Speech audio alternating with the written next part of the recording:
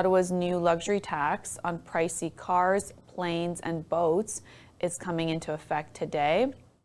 This is for the items that would be anywhere priced when it comes to luxury cars and personal aircrafts with sale prices of more than $100,000, and boats for personal use with the price tag of more than $250,000. And this is going to be about roughly a 10 to 20% tax that will be added on these luxury goods. The measure is expected to raise $163 million in new revenue each year for the federal government, and some critics say that this measure could hurt the economy and turn out to be more trouble than it's expected to be, as potentially some of the, when it comes to luxury boat makers and when it comes to personal planes, well, some of those companies may be letting people go to be able to deal with people perhaps canceling their order or perhaps not purchasing some of those items. The measures received a final approval this past June, and it's expected to raise that new amount of $163 million in revenue per year. Deputy Prime Minister Chrystia Freeland, who's also the finance minister, she defended this new luxury tax. Take a look.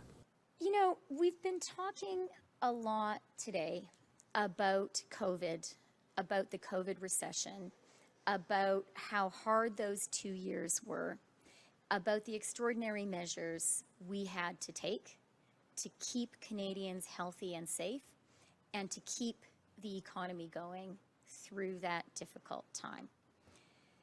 It cost a lot of money, and I think that was money well spent. We saved lives and we kept businesses and families going. And I think it is entirely reasonable to say to someone who has $100,000 to spend on a car or a plane, or $250,000 to spend on a boat, you need to pay a 10% tax to help everybody else. I think it is great for Canadians to be successful. It is great for Canadians to be prosperous.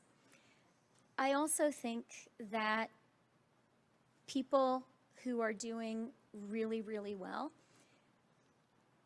should feel comfortable supporting everybody else. And I bet if you ask the truckers and mechanics who are here, do they think it's fair for someone who is spending $250,000 on a boat to pay a 10% luxury tax so that we can afford the things we need as a country? I bet they'd say, yeah, that makes a lot of sense.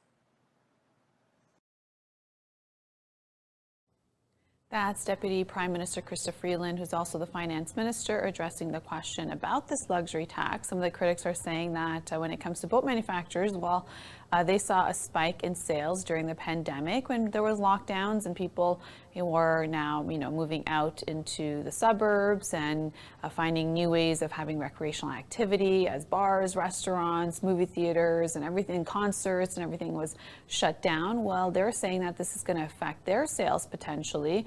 And when it comes to RVs, well, some of the critics are saying that why didn't they include the RVs, which is also an expensive item, but so far that is where things are at.